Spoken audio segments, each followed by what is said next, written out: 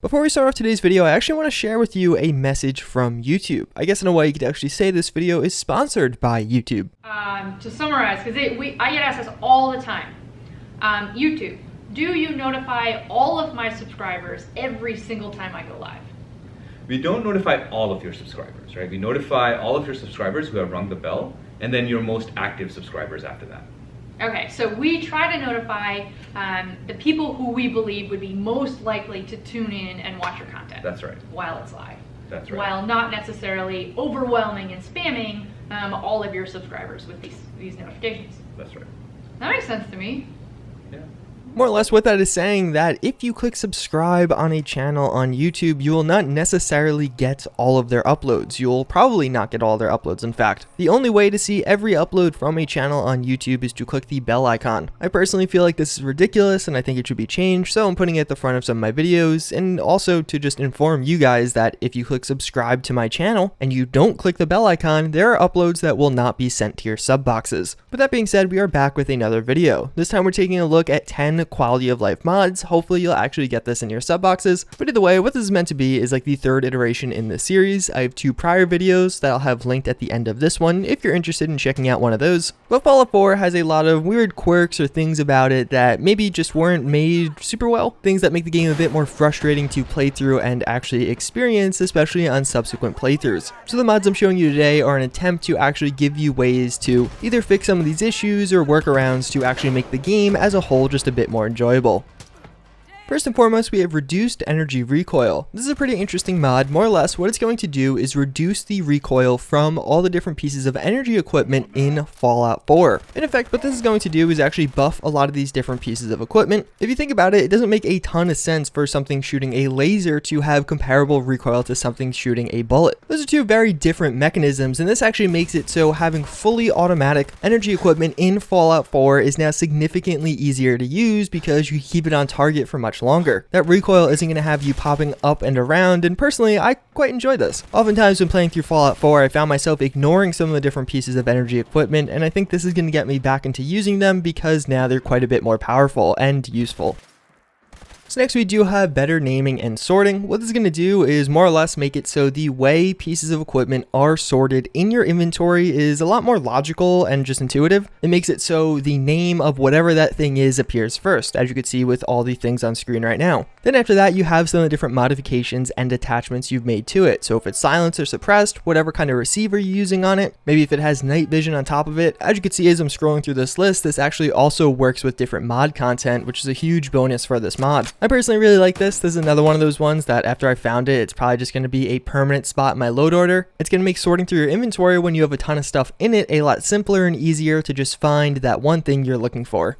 Then we have better W scrap. I actually showed you guys this a little while ago. More or less, what this mod is going to do is make it so when you actually make modifications to your different equipment in Fallout 4, now instead of that stuff just being lost when you scrap those pieces of equipment, it'll actually be given back to you in additional scrap. So what I'm saying is, let's say you take the standard AR. If you scrap that variant, you're going to get significantly less material than if you're scrapping something that was upgraded, maybe something featuring a scope as well as an extended stock and an extended magazine. I really like this mod. It's another one that it probably just should have been in the game by default. It gives you way more back when scrapping things that were from high level enemies because they tend to have more upgrades on them. As well as all around, I just found the scrapping system in Fallout 4 and actually getting some of those things like springs and screws to be really frustrating and not nearly as easy as I hoped it would be. This definitely does a pretty good job at alleviating that and make the game as a whole a bit easier when crafting some of the different equipment. Then we have home plate full workbenches. What this mod is going to do is actually make it so the workbenches in home plate now are full workbenches. So what that means is you could set up supply lines to these, you could actually fast travel through these if you're using something like Journey or another survival fast travel mod. But most importantly, you could pretty much build whatever you want in home plate. It's treating that little location as a full-born settlement. Technically, if you really wanted to, you could build a sim settlement within home plate, which would be kind of funny, but also kind of cool. The mod I'm using for an example, and actually linking in the description, also does this for the Mechanist layer. There's a ton of mods doing this. It's actually a different one on Xbox One, but again, a lot of the different mods out there do have the same effect because it's something that makes a lot of sense. It's kind of weird that home plate is like a half settlement, not a full and proper one. And I feel like if anything, what this is going to do is actually make that settlement a bit more usable. There's a lot more options now. Again, if you're using sim settlements, you could have your own little kind of home with those new inner plots.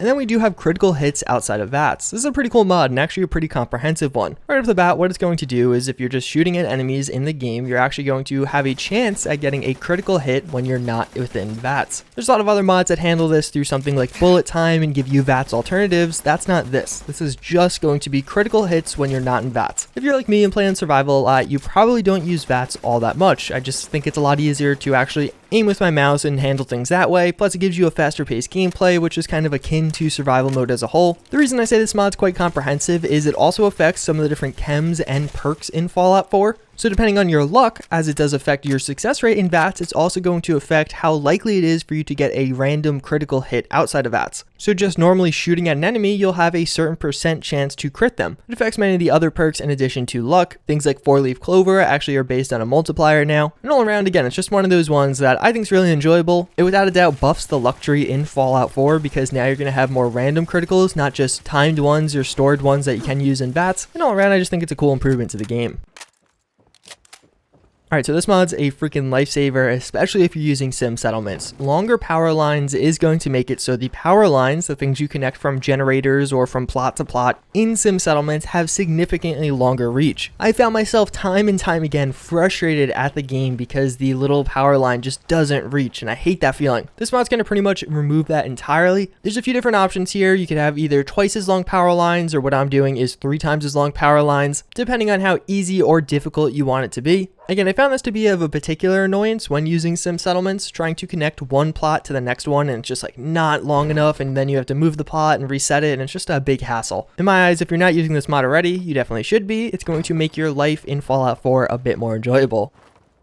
So maybe that's just a me thing, but I never use mines in Fallout 4. So the mod I want to recommend to you to make you use mines quite a bit more often is Frisbee Mine. What this mod's going to allow you to do is actually craft these things called Frisbee Mines from your standard mines. As you can kind of see in the background, they're going to allow you to frisbee a mine now, so you can throw it a bit of a distance ahead of you and it'll land there. It's not going to automatically explode or anything like that. It's not a grenade, it'll just be a mine at that location. You also do have the option, of course, of throwing it directly at an enemy, so now it's more of kind of an impact grenade than just a typical grenade or mine. But really, the reason I'm showing you guys this, and I'm considering it a quality of life mod, is I don't use mines in Fallout 4. I imagine a lot of other people share a similar theme with me because, I don't know, they're just not as useful as you would think. But after installing this mod and using it for a while, I started using mines significantly more. There's 2 settings with this. You could either have these Frisbee mines be craftable, or you can just have it so the default mines in Fallout 4 are all now Frisbee mines. So whenever you pick up a mine, you're going to Frisbee it when you throw it. Then we do have Def UI. I've covered this mod a couple times in the past, but really what I'm focusing on here is not Def UI itself so much, but really the options it provides as a framework. If you don't know, Def UI is actually going to overhaul the UI in Fallout 4. The part I'm specifically focusing on, though, is how it actually changes the HUD and the interface of the game. You could actually move around a bunch of different elements, resize them, change the way the icons look, things like that. I've covered and used a bunch of different presets for this mod in the past, and I think it really makes a big difference in the game. Again, I'm not manually editing these, I'm downloading Def UI and then downloading one of the presets that are available on the Nexus to actually make my HUD look a lot cleaner, a lot simpler, maybe not take nearly as much space up on screen. I really like that kind of cinematic feel or the immersive feel while you're walking around, and you don't have a ton of HUD kind of overcrowding your space on screen. So I'm not necessarily linking specific presets down below, but just search on Nexus Def UI presets and you're going to have a ton of different options ranging from various things. Some of them will make the HUD more intrusive, but if you're like me and want a less intrusive HUD, there's a ton of options out there for simplified HUD options. Speaking of sim settlements, we also do have Salvage Beacons. This is actually one of the mods Kingath released before releasing sim settlements. As with all of his mods, he keeps them very up to date, with the last update to this one coming on the 23rd of March 2018, so about 5 days ago. The way this mod works is, more or less, you have to set up this little station at your settlement and then assign a settler to that. Then as you're traveling around, have a ton of junk or just miscellaneous equipment in your inventory, you can place it in a container along with a salvage beacon. The settler that was assigned to that crafting station will then walk from your settlement, pick up all of your crap, and then bring it back to your settlement. This happens in real time, so it's actually going to take a bit of time depending on how far away you are from that settlement. So if you place down a salvage beacon at Red Rocket and the closest station is at Castle, it's going to take quite a few in-game days for that settler to walk there and back. I really like this. It's super immersive, plus when you have a ton of crap in your inventory and you don't want to deal with walking all the way back to your settlement, this is a great alternative. It allows you to stay in the game longer, especially if you're playing on survival where fast travel isn't really an option. Speaking of junk, we also finally have a very cheaty mod, but one that I've had since like my first or second week of playing through Fallout 4, and I've always used, so I figured I'd recommend it. This is more or less going to be a batch file of all the junk. Sometimes in the background of my videos, you might see the inventory of some of my settlements having 1,000 of every type of junk. What this mod, or really this file, is going to do is something you place in your Fallout 4 folder, and then when in game, you could open the console and type in bat junk. It's going to run the batch file and automatically give you 1,000 of every type of junk in Fallout 4. It's super useful if you just want to, kind of have a jump start at your settlement. You won't have to type in player.add item for each individual thing, you'll just have everything. Or just when you're testing things, when you're trying out a new mod, trying to see if it works, or again, if you just want to feel really overpowered in the game, or you're getting towards the later part of the game and you're just missing that one item and don't want to have to deal with that anymore. It's something that, again, I've been using for a while and it is immensely useful. That's pretty much going to wrap it up for this video. If you guys enjoyed this one, you can find links to everything I showed you down below, or you can leave a like or a comment on this video. But what I want to talk to you about today for our psych fun fact is actually the fundamental attribution error. This is a pretty well-known social psych phenomenon, so you may have heard of it in the past, but maybe I'll remind you of it or just go into a bit more detail with this one. What this is a bias done by you or your brain that we as people more or less put too much weight on individual factors, like internal factors, than situational ones. So for example, because I think it's just a lot easier to understand with an example, let's say you see an old lady crossing the street and a guy walks by and doesn't help that old lady. You from a distance are looking at this and said, that guy is just a very selfish person. His personality is something that makes it so he doesn't want to help that lady, and that's a bad thing. That is an example of the fundamental attribution error. In reality, maybe that guy was super late for a critical meeting, or really had to pee, or something else was going on in that situation that prevented him from helping that lady. We as people tend to assume that it's part of his personality. He's a bad person. It's not that this situation